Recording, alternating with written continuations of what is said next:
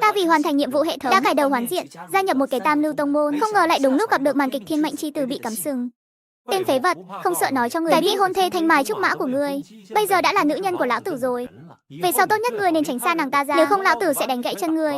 Huỳnh Huỳnh, hắn nói là thật sao? Lâm Trần, ta đã cùng Vương ca tình đầu ý hợp, cho nên hôn ước của chúng ta hủy bỏ đi. Về sau xin ngươi đừng đến dây dưa ta nữa. Thì ra là vậy.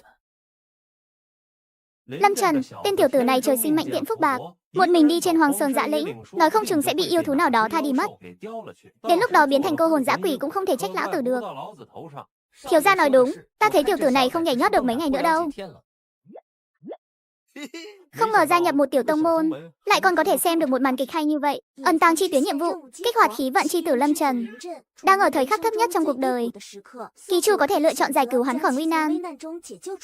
Độ khó nhiệm vụ 2 sao.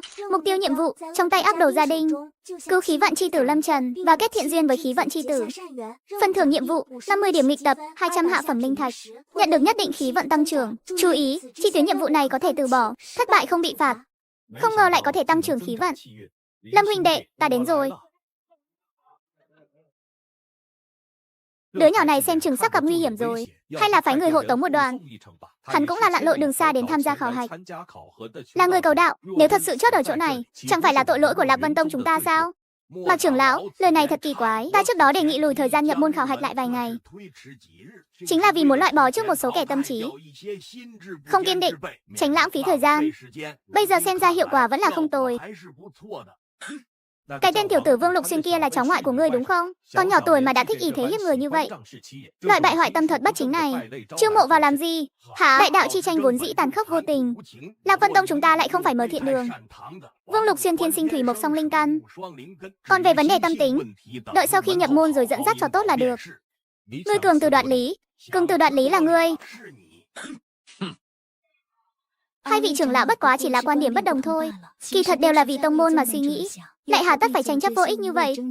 Thiếu niên kia dù sao cũng là người phàm lặn lội đến cầu đạo, đã gặp được rồi, chúng ta sao có thể trơ mắt nhìn hắn chết được? Phái người qua cứu hắn một lần, chữa trị xong, hắn sống hay chết cũng không liên quan gì đến Lạc Vân Tông chúng ta nữa.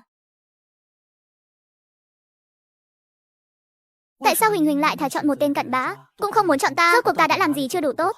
Rõ ràng chúng ta sắp có thể thông qua khảo hạch nhập môn, cùng nhau trở thành đệ tử Lạc Vân Tông. Tại sao lại đối xử với ta như vậy? Cái gì vậy? Nhẫn, tại sao khi nhìn thấy nó lại có một cảm giác rung động khó tả? Giống như trong cõi u minh có một lời triệu gọi vậy. Tiểu thỏ con, cuối cùng cũng tìm được ngươi rồi. Các ngươi muốn làm gì? Thiếu gia chúng ta nói nơi này núi cao rừng rậm, sợ ngươi vô tình chết ở bên trong, đặc biệt dặn dò huynh đệ chúng ta đến tiễn ngươi một đoạn đường. Ta và các ngươi xưa nay không thù không oán, tại sao phải đuổi tận rất tuyệt như vậy? Phi, tiểu tử thối, sắp chốt đến nơi rồi còn lắm lời thật. Lên hết đi, rớt hắn. Chẳng lẽ ta thật sự phải chốt ở chỗ này sao? Huynh đệ đừng sợ, ta đến giúp ngươi.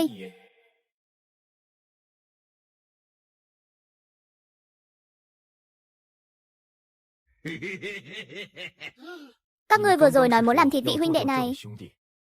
Không, chúng ta chỉ là bán đao thôi. Chính tông Đồ Long Đại Bảo Đao, lưỡi đao được rèn từ thiên ngoại huyền thiết, cắt sắc như bùn, thiên hạ vô song. Tiền bối có muốn xem qua không? Lời nói nhảm với các ngươi không xứng nghe. Ngươi không sao chứ, Lâm huynh đệ? Xin hỏi ngài là? Ta tên là... Nghe khuyên là đến tham gia khảo hạch nhập môn Lạc Vân Tông, là tán tu. Trước đó thấy người bị tên mập đó ức hiếp, thật sự có chút không nhịn được, nhất thời xúc động nên quyết định đến cứu người một mạng. Đa tạ nghe khuyên huynh ân cứu mạng. Lâm Trần khắc cốt ghi tâm. Chỉ là việc nhỏ thôi, Lâm huynh không cần để tâm. Còn biết đến cứu người. Xem ra Lạc Vân Tông này cũng không phải là nơi tuyệt tình. Bất quá người đến cũng quá chậm. Nếu không phải mình đến trước một bước, em rằng hắn chỉ có thể chờ Lâm Trần đến nhặt xác thôi. Chúc mừng ký chủ hoàn thành chi tuyến nhiệm vụ, nhận được 50 điểm nghịch tập, 200 hạ phẩm linh thạch. Ký chủ đã kết thiện duyên với khí vận chi tử, khí vận tăng trưởng.